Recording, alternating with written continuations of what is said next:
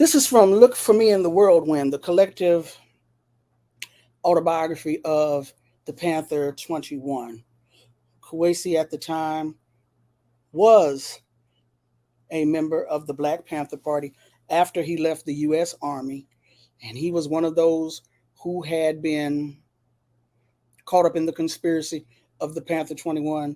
He was one of the ones who was imprisoned during that time period. He was one of the ones who would be acquitted of those false, trumped up charges.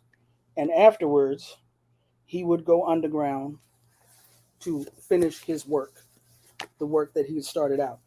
But Kuwasi was also a tenant organizer. It's very important to understand that many of the folks in the Black Panther Party were doing organizing work either before they became Panthers or as they were in the Black Panther Party, dealing with the material conditions of Black people. And as a tenant organizer, it affected, just like the racism in the United States Army affected Kuwasi, seeing the conditions of our people also affected him. And so in this excerpt from the Look for Me in the Whirlwind, the collective autobiography of the Panther 21, he talks about how he found out, or he realized pretty quickly, that the court system protected slumlords. As he says, from the jump. And I found out early that a Black man in criminal court was doomed. I saw firsthand that the Brooklyn House of Detention was full of nothing but brothers and Latin brothers. The Queen 17 frame-up made my stomach turn, so I knew that all court bullshit was out. I also dug how the city government and the Creep Teachers Union tried to put a school in Brownsville, Brooklyn, out of action, taking control of the school away from the people in the area. I knew, regardless of American propaganda, that the Korean people had run across the 58th parallel and that the Vietnamese people were putting something on the real Charlie's ass. A lot of things totaled in my mind, mostly that this society puts property before people. Some sick motherfuckers are at the controls, and the very fate of humanity is at stake. Now, just this knowledge and no knowledge of how to deal with this shit has driven a lot of people crazy. Rap Brown influenced me more than anybody except for Malcolm.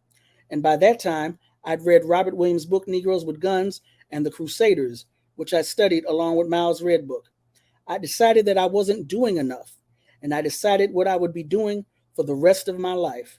When I heard that Huey Newton had been involved in a shootout with two pigs and one had died, I thought I'd check this brother out, as he seemed to be a sure enough leader.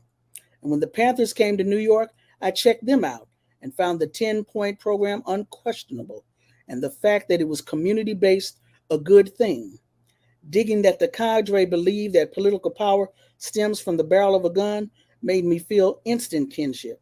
So I joined and extended my energies and skills to the Black community and mankind through the party. Since then, I've been captured by the pigs, but have studied and acted to become a better man and a better revolutionary.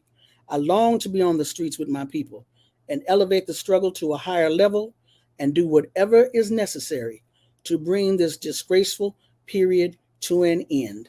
Now, this is in the late 60s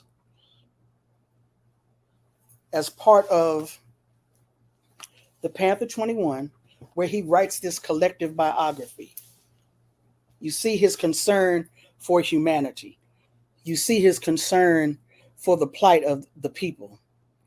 And even in that clip of the newscaster from the late 80s, he is begrudgingly still talking about Kuwasi's concern for the people.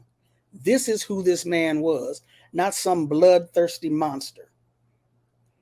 Incidentally, a lot of times when we are reintroduced to our African traditions, a lot of times we are told that Ogun can be a very bloodthirsty hunter, soldier, warrior, etc.